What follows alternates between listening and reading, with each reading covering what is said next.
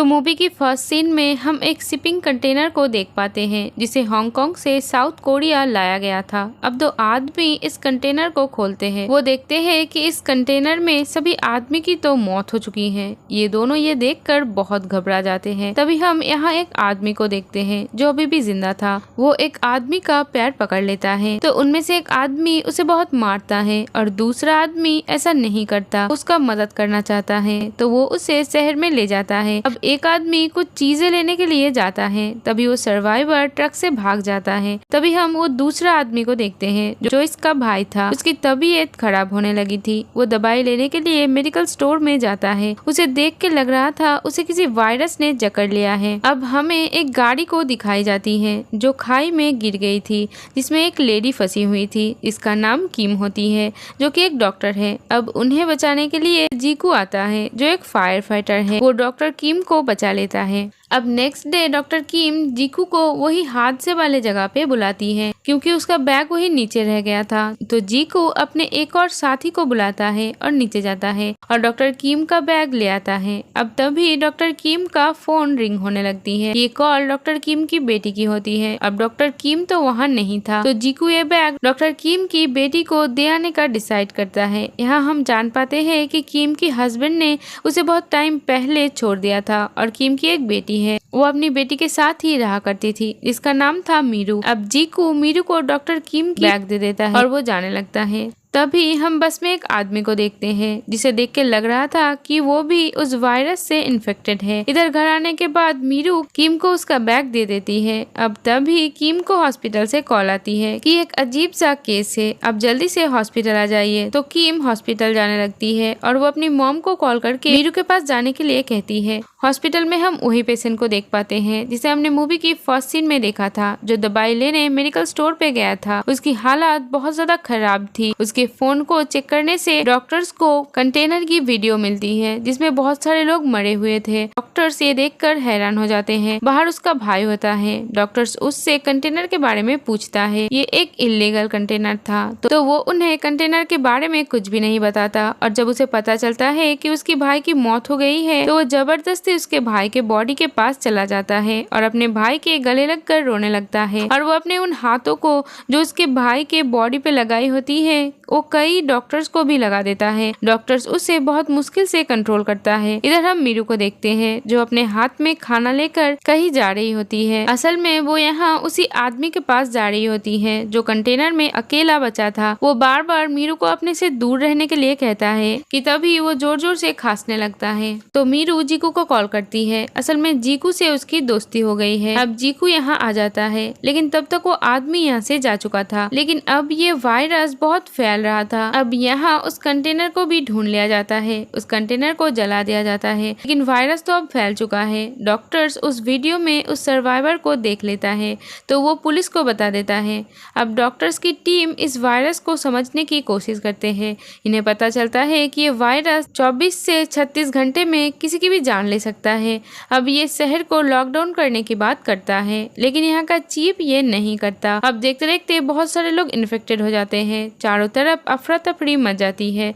तो अब यहाँ की गवर्नमेंट डिसाइड करता है कि ये पूरे सिटी को इवैक्यूएट कर देंगे और सबको यहाँ से कहीं दूर ले जाएंगे। लेकिन डॉक्टर किम यहाँ से नहीं जाती है क्योंकि उसकी बेटी उसके साथ नहीं थी और अब बस एक लास्ट फ्लाइट ही बची हुई थी। तो वो मीरू को कॉल करती है। उसका फोन जीकू उठाता है। वो उसको बताता है कि सभी लोग बुरी तरह से खांस रहे हैं और बेहोश हो रहे हैं। किम उसकी ये बात सुनकर मॉल जाती है मीरू और जीकू के पास। अब यहाँ पर मिलिट्री आ जाती है और सभी को मॉल में रहने के लिए कहता है और मॉल का शटर बंद करने लगता है। लेकिन कुछ लोग वहाँ से बाहर आ जाते हैं जिसमें मीरू, जीकू और किम भी होता है। डॉक्टर किम जीकू को उनके साथ जाने के लिए कहती है मगर जीकू मना कर देता है। वो कहता है लोगों को बचाना ही मेरा काम है। तो अब वो शटर में फंसे हुए लोगों को निकालने लगता है। डॉक्टर किम मीरू को लेकर एयरपोर्ट पहुँच जाती है। तभी मीरू यहाँ खांस देती है। एयरपोर्ट का स्टाफ ये देख लेता लेता है और उनको रोक लेता है। वो कहता है कि आप लोग आगे नहीं जा सकते। तो डॉक्टर किम उन्हें समझाती है कि इसे नॉर्मल कोल्ड है, लेकिन वो लोग उन दोनों को एयरपोर्ट से बाहर निकाल देते हैं। यहाँ हमें पता चलता है कि ये वायरस H5N1 है, जो सबसे पहले एक बर्ड को हुआ था, जो अब इंसानों में फैल चुका है। पूरे सिटी में लॉकडाउन लगा दिया जाता है और प्रेसिडेंट कहता है कि हम सभी लोगों को बचाने की पूरी कोशिश करेंगे। अब यहाँ मेयर के साथ सभी की मीटिंग होती है। वो कहता है कि हमें एक कैंप में सभी लोगों को रखना चाहिए, लेकिन डॉक्टर कहती है कि ऐसा करने से जो इन्फेक्टेड नहीं है वो भी इन्फेक्टेड हो जाएंगे।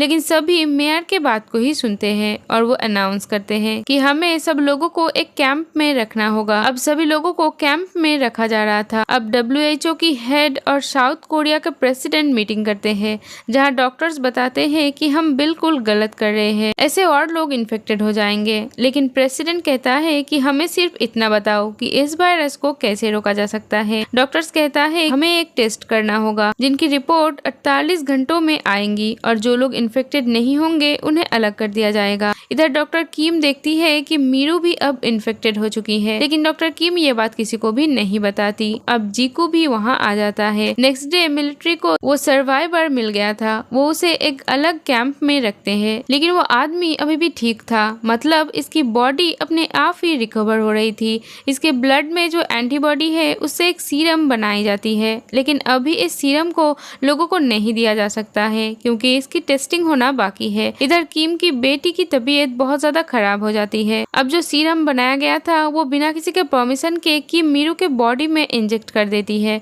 तभी यहाँ सिक्योरिटी आ जाती है और किम को ले जाती है। सिक्योरिटी को लगता है कि मीरू मर चुकी है, तो वो उसे उस जगह फेंक देते हैं जहाँ पे कई सारे लाशें होती है। जीकू ये सब देख लेता है। वो मीरू को ढूंढ लेता है और उसे उठाकर ले जाने लगता है। इधर कैंप में ये बात फैल जाती है कि आर्मी सभी इन्फेक्टेड लोगों को मार रही है, तो यहाँ अफरा तफरी मच जाती है। सभी बेसमेंट में आ जाते हैं जहाँ पर बहुत सारे डेड बॉडीज है और ये सभी देखते हैं कि जैक एक लड़की को लेकर ऊपर आ रही है। तो सबको लगता है कि आर्मी जिंदा लोगों को यहाँ पर फेंक कर मार रही है, तो अब सभी आर्मी के ऊपर अटैक कर देते हैं। इधर वो सर्वाइवर के ब्लड से अब एंटीबॉडी बन जाती है, लेकिन अब यहाँ पे दंगे शुरू हो चुके हैं और डॉक्टर्स के टीम उसे लेकर यहाँ से जाने लगता है। लेकिन सभी लोग उनके गाड़ी को रोक लेते हैं और उस सर्वाइवर को जख्मी कर देता है, लेकिन किसी तरह से वो यहाँ से निकलते हैं, लेकिन रास्ते में ही उसका मौत हो जाता है। मतलब अब इसके ब्लड से एंटीडोट नहीं बनाया जा सकता है। लेकिन तभी किम प्रेसिडेंट को बताती है कि उसने अपने बेटी की बॉडी में वो सीरम इंजेक्ट किए थे और अब वो काफी हद तक रिकवर हो चुकी है। वो प्रेसिडेंट को बताती है कि हम उसके ब्लड से एंटीडोट बना सकते हैं। तो प्रेसिडेंट उसे क्वारंटाइन जोन से बाहर निकालने के लिए कहता है ताकि उसके ब्लड से एंटीडोट बनाया जाए।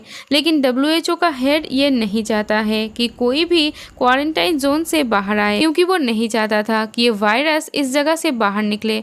तो वो ऑर्डर देते हैं कि अगर कोई भी क्वारंटाइन जोन को पार करे तो इस जगह को उड़ा देना।